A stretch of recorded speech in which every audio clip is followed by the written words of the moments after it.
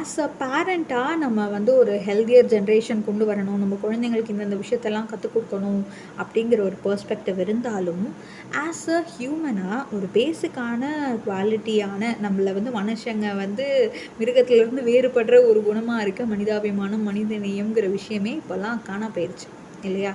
அதெல்லாம் வந்து மறுபடியும் நம்ம தூசு தட்டி எடுக்கணும்.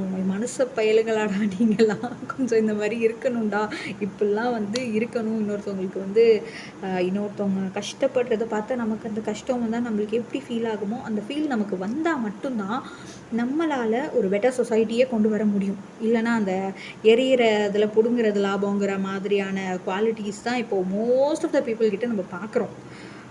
அதெல்லாம் எராடிகேட் பண்ணணும். நிறைய விஷயங்கள் நம்ம மாற்றணுங்க.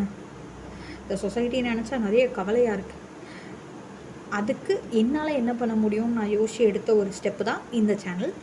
ஸோ ஏதாச்சும் கருத்துக்கள் இருந்தால் கமெண்ட்டில் சொல்லுங்கள், கேட்போம், பேசுவோம். நன்றி.